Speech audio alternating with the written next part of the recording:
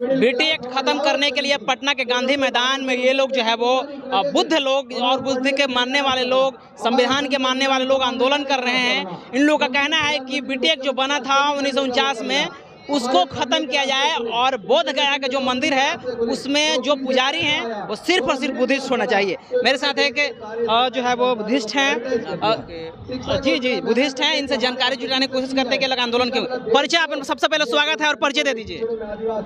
मेरा नाम पूज्य भदंत प्रज्ञानंद है।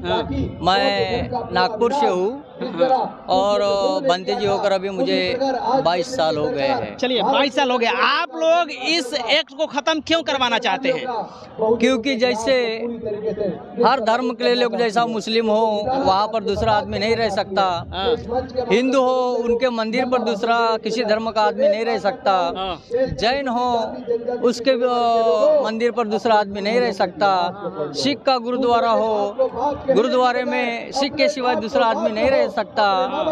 वैसे ही हमारा जो बुद्ध विहार है दूसरे लोगों की जरूरत क्यों है? वहाँ पर भी बुद्धिस्ट ही होना चाहिए, वहाँ पर भी भंते जी लोग ही होना चाहिए, उनका ही संचालन होना चाहिए, उनका ही लेकिन ये तो कानून है ना, कानून के तहत वो लोग रह रहे हैं, तो उसमें दिक्कत क्या है? देखिए ये 1949 की जो उनका एक्ट है उसके बाद में 1950 में जो बाबा साहब ने संविधान दिया तो इस देश में जो जाति व्यवस्था है, अंधविश्वास है, पाखंड है, उनके तहत उन्होंने हमारे बौद्धों के मंदिर पर कब्जा किया हुआ है। ये 130 सालों से परम आदरणीय पूजनीय अनागरिक धर्मपाल जी ने उनको देखा नहीं गया। वो होशियार थे, बुद्धिस्ट थे कि इतनी पवित्र जगह आज ये दुनिया में, जब भगवान बुद्ध ने यहाँ से ज्ञान प्राप्त करके सारी दुनिया में जो ज्ञान का भंडार दिया, उस ज्ञान से लोग सुख से रहने लगे, शांति से रहने लगे, सुख से जीने लगे। तो और ऐसे मतलब विपरीत परिणाम यहाँ इन देशों के जो सनातनी खुद को समझते हैं या ब्राह्मणवादी लोग जो समझते हैं, उन्होंने जो कब्जा करके रखा है और उसमें 5 लोग अभी फिलहाल में देखिए, मैंने दिल्ली के बहुत छोटा था, दिल्ली के 2 आंदोलन मैंने किया है। जब पूजनीय भदंत सुरई ससाई जी ने आंदोलन शुरुआत किया था 1991 से, तो मैं बहुत छोटा था उस समय में। दिल्ली में भी उनका आंदोलन चला, वो आंदोलन में मैं था। पटना में भी रामविलास पासवान जी थे, अभी रामविलास पासवान जी नहीं है। उस समय में मैं रामविलास पासवान जी के नेतृत्व में भी यहाँ पर और सुरेश ससाई बनते जी के नेतृत्व में आंदोलन चला। उस समय तो हमको जेल भरो, उस समय में जेल भरो आंदोलन किया था और सारे लोगों को जेल में लेके गए थे और 2-3 घंटे जेल में रखने के बाद सबको चाय नाश्ता पानी देके हमको छोड़ दिए थे। मेरा सवाल ये नहीं है, मेरा सवाल ये है कि ये तो सरकार के कानून है, अगर वो सरकार नहीं हटाती है तो आप लोग का अगला कदम क्या होगा? देखिए, भगवान बुद्ध ने हमको ये शांति का मार्ग जरूर दिया है, हम शांतिवादी जरूर है, लेकिन इतना आप समझ लिए हम लोग कायर नहीं है, कायरता का शिक्षण कभी नहीं दिया।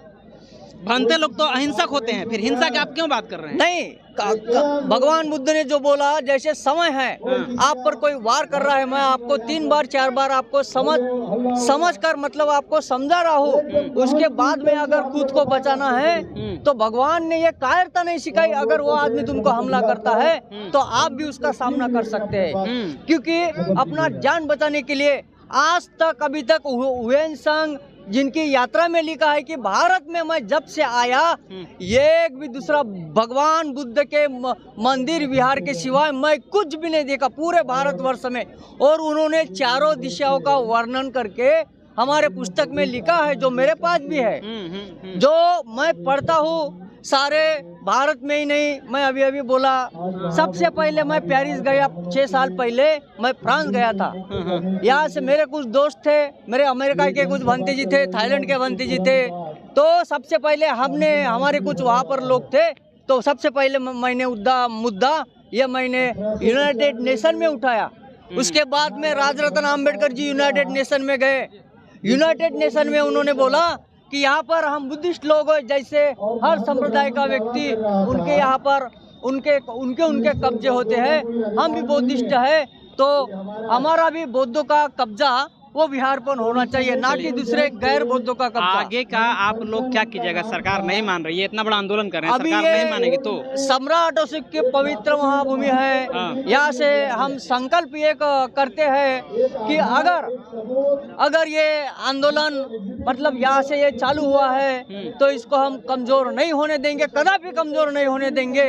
और ये जब तक बौद्धों के हाथ में नहीं आता तब तक इसको चालू रखेंगे।